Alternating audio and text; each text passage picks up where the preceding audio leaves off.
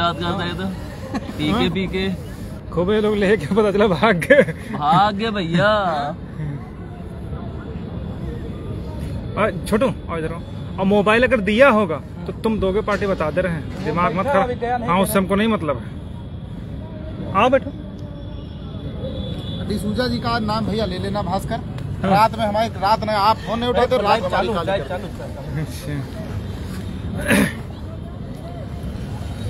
सभी साथियों को नमस्कार। नीरज भैया, मंगेश भाई, क्योंकि अभी हम लोग हाई कोर्ट में ही हैं, अंधेरा होने लगा है तो बहुत शार्ट में हम लोग अपनी बात खत्म करेंगे। ठीक है। ब्रजेश भाई नमस्कार। तो साथियों, जैसा कि मैंने बताया था कि 1-2 डेट में हमारा जजमेंट रिजर्व हो जाएगा। जजमेंट रिजर्व हो गया, ठीक है। कल पूरी तरीके से हम लोगों के फेवर में कल भी था, आज भी था। लेकिन सरकार, मैंने हमेशा कहा कि सरकार आपकी हितैषी दिखे भले, लेकिन कभी आपकी हितैषी नहीं हो सकती। वो हितैषी आपकी क्या, किसी की नहीं हो सकती। उनका सिर्फ वोट की राजनीति उनको करनी है। उसी को लेकर के जो एक कंट्राडिक्टरी आर्गूमेंट आशीष चतुर्वेदी और अमरनाथ त्रिपाठी जी की तरफ से आया कि हम लोग, हालांकि डिवीजन बेंच ने पूरी तरीके से ऑब्जर्वेशन किया है, सिंगल जो 90-97 वाला था, 40-45 वाला था, उसका पूरा डिटेल्ड ऑब्जर्वेशन के बाद स्पेशल अपील राघवेंद्र प्रताप में ये माना है कि ATR is the not part of recruitment, ठीक ना। But what is in Allahabad में सरकार ने क्या किया, इस चीज को कंसीव करते हुए EWS वाले मुकदमे में, एक देवेंद्र करके है मुकदमा, उसमें हनी भैया नमस्कार, उसमें इन्होंने एफिडेविट दिया है कि जो भर्ती प्रक्रिया है वो 2018 से ही शुरू हो गई है, इसलिए हमने EWS नहीं दिया है। अब यहाँ पर थोड़ी सी कंट्रोवर्सी यही क्रिएट हो गई थी, जावेद भाई नमस्कार, कि कंट्रोवर्सी इतनी क्रिएट हो गई थी कि जब आप EWS वाले मुकदमे में पार्ट ऑफ रिक्रूटमेंट या रिक्रूटमेंट स्टार्ट या गेम स्टार्ट जो है वो 2018 से मान रहे हो, तो इस मुकदमे में मई 20 में कैसे आप मान रहे हो कि हाँ अब यहाँ से भर्ती प्रक्रिया शुरू हुई है, ठीक है। हमारे लिए सबसे अच्छी बात ये रही कि एक तरीके से कह लीजिए कि सरकार के दोहरे स्टैंड की वजह से अगर हमारे पास उस डिवीजन बेंच में ऑब्जर्वेशन नहीं होता कि ATR is not part of recruitment और ATR से भर्ती प्रक्रिया शुरू नहीं होती बल्कि 20 मई से शुरू होती, तो जो इलाहाबाद में उन्होंने सबमिशन और काउंटर एफिडेविट दिया था वो कहीं ना कहीं हम लोगों को थोड़ा सा नेगेटिव इम्पैक्ट डाल सकता था। लेकिन चूंकि डबल बेंच में डिटेल्ड ऑब्जर्वेशन हो चुका है और ये मान लिया गया है कि ATR के बाद जब 1,46,000 अभ्यर्थी उत्तीर्ण हुए थे वहां से भर्ती प्रक्रिया शुरू हुई है, ठीक है। तो इसलिए हमारे लिए कोई भी चिंता वाली बात नहीं है। बाकी चूंकि जनरल की तरफ से आशीष चतुर्वेदी साहब, अमरनाथ त्रिपाठी साहब पूरी तरीके से इमोशनल ब्लैकमेल किए, भाषण दिए, व्यवहारिक उदाहरण दिए कि जो सतीश द्विवेदी साहब कहते थे कि 30-31,000 अभ्यर्थी सिलेक्ट हैं, 6,000 और सिलेक्ट हैं, उसके और इनको कितना चाहिए, क्या 70-80% सीटें OBC को ही, SC को ही चाहिए, ये सब उन्होंने पूरा इमोशनल ब्लैकमेल करने का काम किया। लेकिन कोर्ट चूंकि फैक्ट्स पर और डेटा पर ही चलती है, रूल्स पर चलती है, तो सारे रूल्स जो है हम लोगों के फेवर में हैं। हालांकि उन्होंने कई सारी चीजें वहां पर कोर्ट के समक्ष रखी हैं। अब कोर्ट उन पर क्या डिसीजन लेता है, जेलर को गेट नंबर 6 पे भेजो, जेलर तो यहीं सामने ही है। तो कहने का मतलब है कि कई सारी चीजें वहां पर उन्होंने रखी जनरल ने कि डबल रिजर्वेशन है, जिसने एज में छूट ले लिया है उनको अनरिजर्व में नहीं ट्रीट करना चाहिए, जिन्होंने फीस में रिजर्वेशन कंसेशन ले लिया है उनको अनरिजर्व में नहीं होना चाहिए, जिन्होंने TET में छूट ले लिया है उनको अनरिजर्व में नहीं होना चाहिए, जिन्होंने ATR में 90-96 पाया है उनको नहीं फाइनल सिलेक्शन में अनरिजर्व में नहीं जाना चाहिए। तो ये 4-5 पॉइंट उन्होंने उठाए थे। पहला एज वाला, दूसरा फीस वाला, तीसरा TET वाला और चौथा ATR वाला। कहने का मतलब है उन्होंने माना था कि इन चारों में से किसी भी स्टेज पर अगर किसी OBC या SC अभ्यर्थी ने, यार शांत रहो, हम दिमाग भूल जा रहे हैं, अगर किसी OBC SC अभ्यर्थी ने इन चारों में से किसी भी फेज पर रिलैक्सेशन लिया है या छूट ली है तो उसको किसी भी दशा में अनरिजर्व में नहीं जाना चाहिए, भले उसका गुणांक कितना हो, ठीक है। अब जो रूल है हमारा 1994 एक्ट है उसमें चूंकि एज को लेकर के स्पेसिफिक है कि उम्र आदि का लाभ ले लिया हो तो उससे हम कवर्ड हो जाते हैं कि इतना हमारे पास श्योर हो गया कि जिसने एज में ले लिया है छूट उसको रिजर्वेशन नहीं माना जाएगा, ये क्लियर हो गया। तो पहला पॉइंट उन लोगों ने जो रेज किया था वो खत्म हो गया। दूसरा पॉइंट फीस वाला इशू उठाया था, तो फीस वाले में तो आशीष चतुर्वेदी साहब ने खुद कहा कि नहीं फीस में रिलैक्सेशन मिल जाना चाहिए, उससे कोई दिक्कत नहीं, वो स्टेट को पावर है, वो इच्छा हो फीस 100 रखे, 200 रखे, 10 रुपये रखे, फ्री रखे, वो उसके पूरा अधिकार क्षेत्र में आता है। और ये बहस उन्होंने आज करी। इसके अलावा 2 बहस और थी कि टीटी में जिन्होंने रिलैक्सेशन ले लिया जो सबसे पहले हुआ था, तो टीटी और एटीआरई इन 2 बिंदुओं पर बहस होनी थी। तो टीटी में तो सुप्रीम कोर्ट का जो विकास श्रृंखला और एनसीटी बनाम दिल्ली वाला था, कौन सा था, हाँ एनसीटी दिल्ली वाला था, प्रदीप कुमार वाला, इन सब में क्लियर कर दिया था। कोर्ट ने ऑब्जर्व करके दिया है कि यहाँ पर कोई भर्ती प्रक्रिया का या रिजर्वेशन का कोई मतलब ही नहीं है, यहाँ पर सिर्फ और सिर्फ क्वालिफिकेशन गेन करने का मतलब है, ये सारी चीजें हैं। तो यहाँ पर उनका टीईटी भी खत्म हो जाता है। ये मेरा ऑब्जर्वेशन है, जो मैंने बहस सुनी है, जो सारी चीज की है, उसके आधार पर मैं डिफाइन कर रहा हूँ। ठीक है, अब जो सबसे लास्ट वाला बचा था वो बचा था एटीआरई, उसी पर आकर के सारा मामला फंस जा रहा था। अब फंस इसीलिए जा रहा था क्योंकि 2018 में विज्ञापन आया सहायक अध्यापक शिक्षक भर्ती परीक्षा का, जो कि उन्होंने 22nd अमेंडमेंट पर ला करके किया था। ठीक ना, अब हम लोगों के लिए जो टर्निंग पॉइंट रहा, जो हम लोग स्टडी किए, सारी चीज की, वो कहाँ से निकल करके आया? ठीक है, वो यहीं से निकल करके आया कि जो सिंगल बेंच का, मच्छर उड़ाते रहो, जो सिंगल बेंच का जजमेंट था 40-45 वाला, ठीक ना, उस सिंगल बेंच के जजमेंट में जस्टिस राजेश चौहान ने नहीं ठीक है, जस्टिस राजेश चौहान साहब ने ये कहा था चूंकि गेम शुरू हो चुका है इसलिए 60-65 कट ऑफ नहीं लगाई जा सकती। इसलिए उन्होंने, और ये ऑब्जर्वेशन इसलिए आया था क्योंकि उसमें रिजवान और जो शिक्षा मित्र थे उन्होंने आर्गुमेंट किया था चूंकि भर्ती परीक्षा हो चुकी है, रिक्रूटमेंट स्टार्ट हो चुका है, अब किसी भी दशा में जो क्वालिफाइंग मार्क्स हैं उनमें किसी भी प्रकार का परिवर्तन नहीं किया जा सकता है। मोटा मोटा उन्होंने कहा था कि खेल शुरू होने के बाद आप खेल के नियम नहीं बदल सकते हो। ये जस्टिस हरकौली साहब का डिसीजन था, डबल बेंच का, इलाहाबाद का, उसी के ग्राउंड पर सिंगल बेंच ने यहाँ पर कर दिया था। लेकिन वो अलग परिप्रेक्ष्य में था, ये अलग परिप्रेक्ष्य में था। तो राजेश चौहान साहब ने कहा था गेम शुरू हो गया था इसलिए आप 40-45 को 60-65 में कन्वर्ट नहीं कर सकते थे, इसीलिए उन्होंने 60-65 वाला जो था उसको क्वेश करते हुए 40-45 लागू कर दिया था। ठीक है, इसके खिलाफ स्टेट अपील में गई। ठीक है, राघवेंद्र स्टेट गए और अन्य लोग भी गए।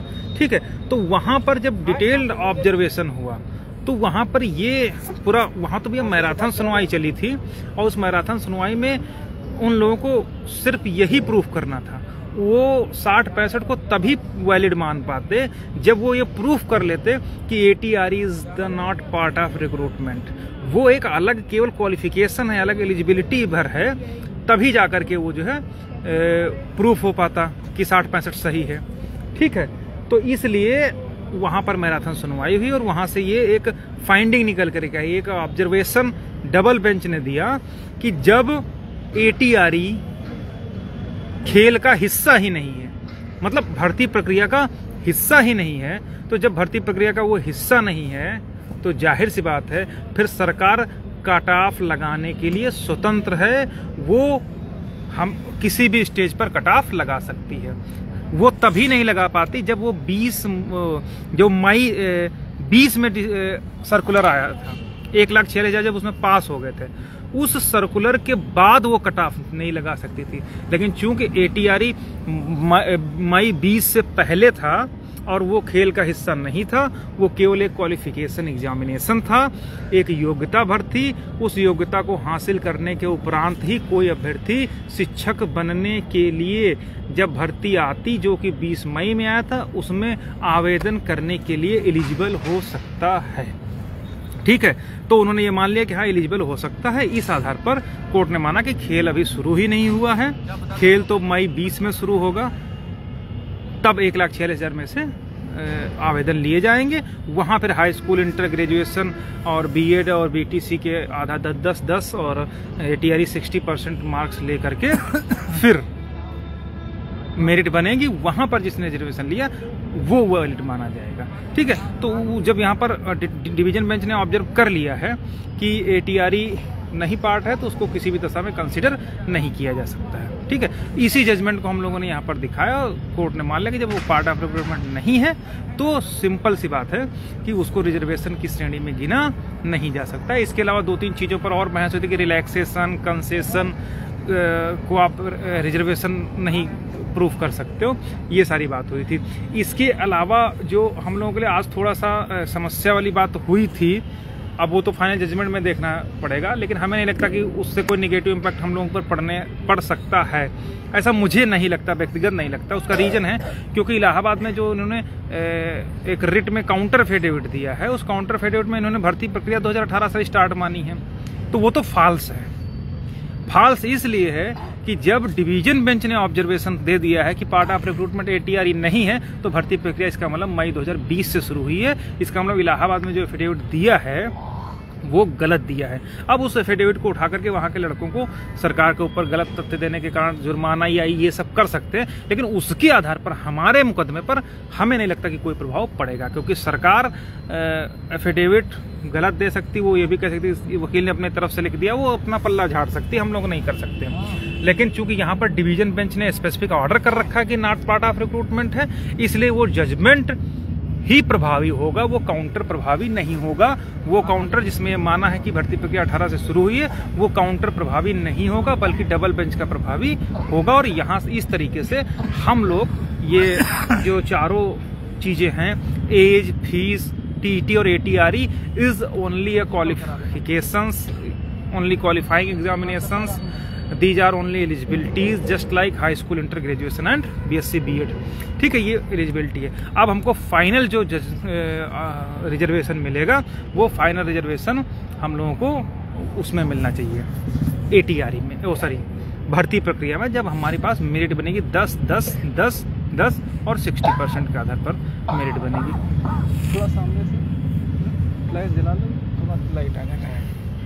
ठीक है, इसके आधार पर रिजर्वेशन मिलेगा। ठीक है, ये बात हो गई। इसके अलावा मैंने हमेशा से कहा कि जहाँ से हम लोग केस को लेकर के आए हैं उसको किसी भी दशा में गड़बड़ नहीं होने दिया जाएगा। उसी का परिणाम ये था कि 68 वाले खोपड़ी पटक के रह गए, तिलच के रह गए, जनरल वाले भी आए, और जैसा कि आज जैसे चतुर्वेदी साहब ने बड़ा इमोशनल ड्रामा कोर्ट के सामने किया।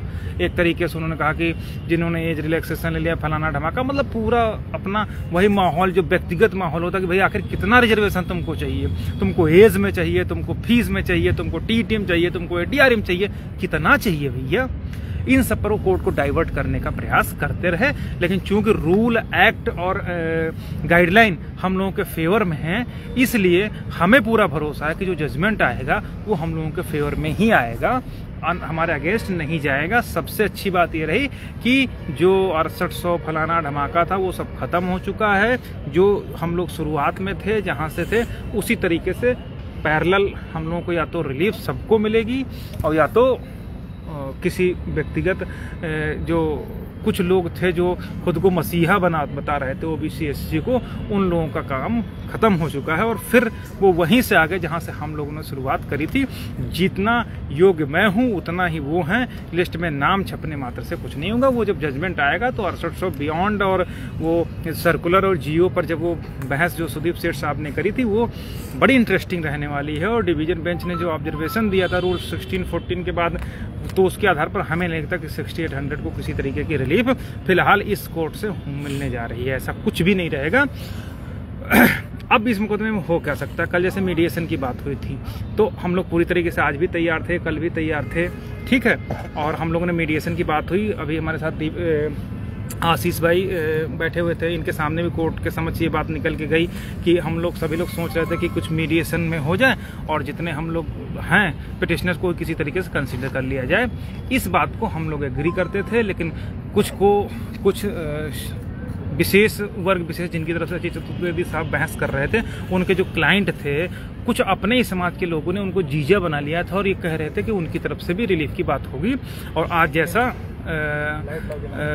हमने कहा था ना कि वो कौम ही ऐसी है कि वो आप लोगों का भला कभी नहीं चाह सकती है, उसका परिणाम ये हुआ कि आज एक बार भी इस मुद्दे पर बैठ जाओ, इस मुद्दे पर बहस ही नहीं हुई कि साहब हमको भी कंसीडर कर लो, बल्कि असीस चतुर्वेदी साहब ये बहस कर रहे थे कि हम ये चाहते ही नहीं कि जो गलत अपॉइंटीज हैं उनको बाहर करके पूरी सिस्टम कोलैप्स कर दिया जाए।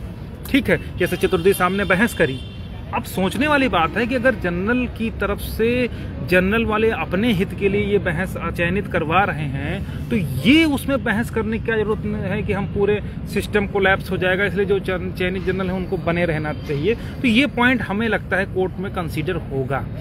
कोर्ट इस पर स्पेसिफिक डायरेक्शन करेगी, कोर्ट रिव्यू करेगी लिस्ट को, या क्वेस करेगी या रीड्रा करवाएगी, लेकिन साथ ही साथ जो जनरल चयनित हैं till the repreparing of the list उन लोगों को नौकरी करते रहने की छूट दे सकती है, और मुझे लगता है 99% उनको देगी। तब देगी जब ये कहेगी कि जो पहले आप लिस्ट रिविजिट कर लीजिए, लिस्ट में जितने कैंडिडेट हैं जो अंदर हो रहे हैं उनको अंदर कर दीजिए, जो बाहर हो रहे हैं वो बाहर हों। जब तक बाहर करके आप फिल्टर नहीं करेंगे तब तक शायद उन लोगों को रखने का आदेश हाँ वो भी दे सकते हैं। ठीक है, तो ये ओवरऑल सारी चीज़ें हैं। बाकी हम लोगों ने कहा था कि हम लोगों की लड़ाई 20,000 सीटों से या 27-21 से शुरू हुई थी। 67.11 का पूरा डाटा कोर्ट के सामने है। आज भी हम लोगों ने उसको सर ने वॉल्यूम बना करके पूरा जितना था वो सारा कुछ रख दिया, वो आपको कंटेंशन में भी आ जाएगा। जो शेष चीज़ें हैं वो almost return argument return submission में हम लोग फाइल कर देंगे। ठीक है, इतनी जो कि 1 हफ्ते में फाइल करना है। ठीक है, तो ये सारी बातें थी, और इसके अलावा किसी भी साथी को विचलित होने की जरूरत नहीं है। या तो 20,000 सीटें मिलेंगी, अदरवाइज हम लोग पूरी तरीके से कंसीडर होंगे। कल हम लोगों ने अपनी तरफ से पूरा प्रयास किया था, लेकिन चूंकि कुछ लोग जिनको अपना आदमी समझ रहे थे उन्होंने अपने समाज के लोगों को बचाने के लिए काम किया, लेकिन हमारी तरफ के लोगों ने क्या किया वो बताने की जरूरत नहीं है। कितने लोग आए कितने गए उन सबसे हमें कोई मतलब नहीं है। हाँ, एक लोग पूछे संदीप दीक्षित वाला क्या मामला है। संदीप दीक्षित वाला मामला ये था कि कल संदीप दीक्षित साहब ने 22nd अमेंडमेंट जहाँ पर ATRE हर परीक्षा के पहले होगा उस पर उन्होंने बात रखी थी। तो उन्होंने कल एक गलत आर्गूमेंट इतना कर दिया था कि उन्होंने कहा था कि गाइडलाइन अमेंडमेंट यानी संशोधित नहीं हुई है, जबकि वो गाइडलाइन संशोधित हुई थी।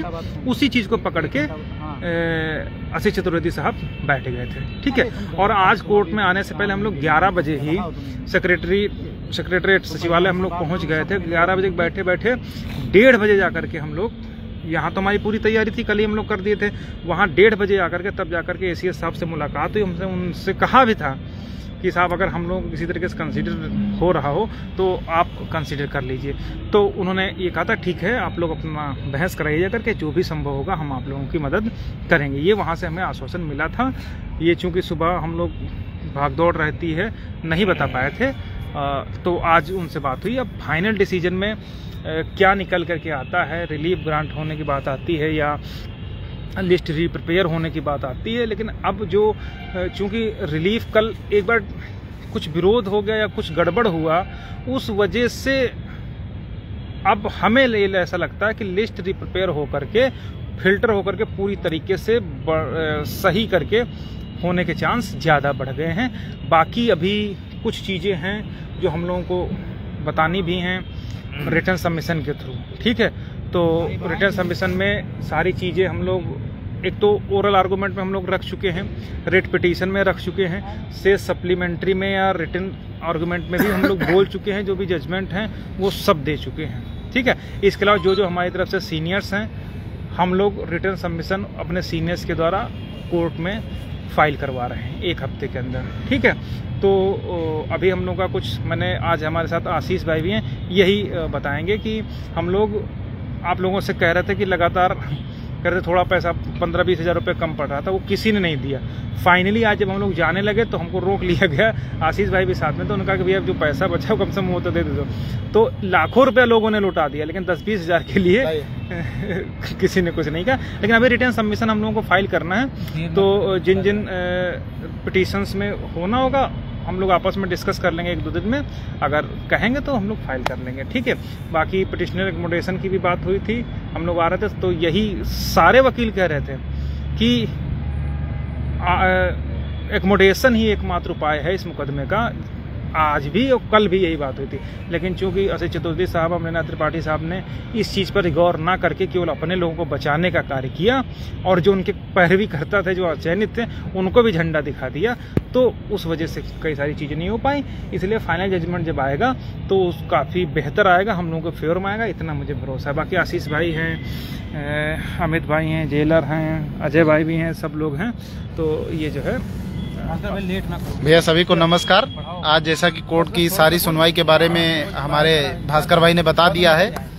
लास्ट में रही बात जो सहयोग की है, जब हम लोग लास्ट में चैम्बर से निकलने लगे तो भास्कर भाई से वकील साहब ने यही कहा कि तुम्हारा 15,000 रुपये लगभग अभी बाकी है, वो तो देते जाओ।